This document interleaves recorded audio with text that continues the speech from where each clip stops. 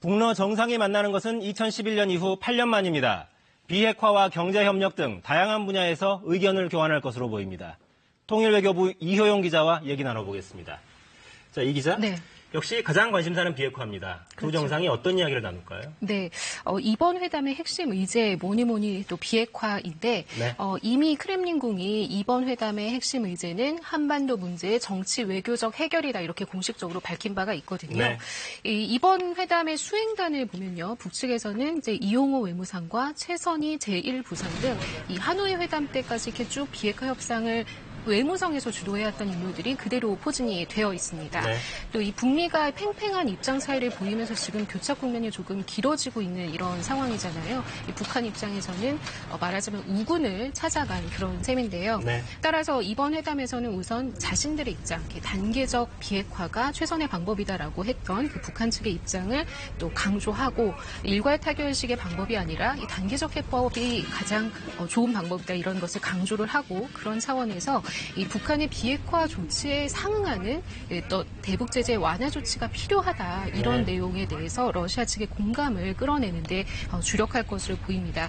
이 러시아도 기본적으로는 어떤 단계적 동시적 조치에 의한 비핵화가 바람직하다 이런 입장을 갖고 있기는 한데요. 다만 이번 회담에서는 북러가 공조해서 미국에 대응을 한다던가 제재 균열을 내고자 하는 그런 움직임보다는 북미 회담의 재개를 촉구하고 또 한반도 비핵화를 지지하는 이런 차원의 발언이 나올 것으로 예상하고 있습니다. 네. 김정은 위원장이 비핵화 협상을 진행하면서 인민경제 중심의 행보도 계속해서 보여왔는데요. 그렇죠. 북러 정상회담에서도 경제 행보, 경제 관련 논의가 좀 이루어질까요? 그렇습니다. 일단 이번에 수행단을 보면요. 북한에서는 오수용, 김평애 부위원장이 동행을 했는데 이 두 사람은 이 노동당에서 경제와 인사를 담당하는 핵심 인사들이거든요. 네. 또 러시아 측에서는 어떤가 보면요. 교통장관, 극동개발부 장관, 철도공사 사장, 에너지부 차관 이렇게 이 경제 관련 장성한들이 대거 포함이 돼 있습니다. 네. 그만큼 비핵화와 더불어서 경제 협력이 굉장히 중요한 의제다 이런 뜻으로 볼 수 있겠는데 우선 양국 간의 현안이라고 한다면 그 노동자 파견 문제가 있습니다. 네. 러시아에는 북한의 노동자가 현재 좀 규모가 줄어서 한 10,000명 정도 파견돼 있는 것으로 알려져 있는데 북한으로서는 굉장히 중요한 외화벌이 수단인데 대북 제재가 강화되면서 러시아에서 최근에 그 비자 발급 수를 많이 줄여간 그런 추세거든요. 그렇기 때문에 북한 노동자들에 대한 어떤 규제를 완화하는 방안들을 좀 논의할 가능성이 있고요.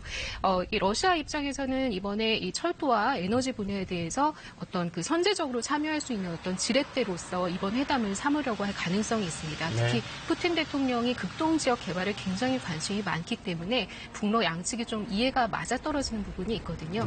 긴밀한 논의가 있을 것으로 보입니다. 네. 기존에도 나지나산 프로젝트 이런 것들이 진행됐었기 때문에 그렇죠. 관련해서 심도 깊은 논의가 좀 있지 않을까 좀 기대도 해보겠습니다. 네.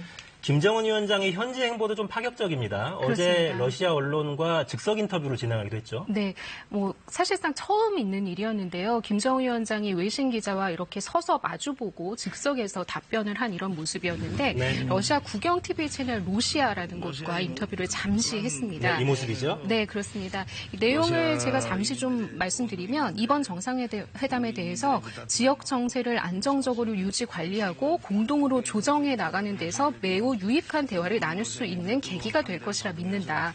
또 러시아 인민들의 뜨거운 환대를 받으면서 이번 방문이 매우 유익하고 성공적인 방문이 되며 러시아 인사들과의 만남을 통해 많은 문제에 대한 의견을 교환할 것이다 이렇게 기대를 표시했습니다. 양국 간의 친선 우호 관계를 강조하면서 또 이번 회담에서 어떤 내용을 다룰 것인지도 굉장히 좀 함축적으로 표현한 인터뷰라고 보이는데요. 또 이번 방문이 마지막이 아닐 것이다. 양국 관계 발전에서 첫 번째 행보일 뿐이다. 이런 강조를 했습니다. 네.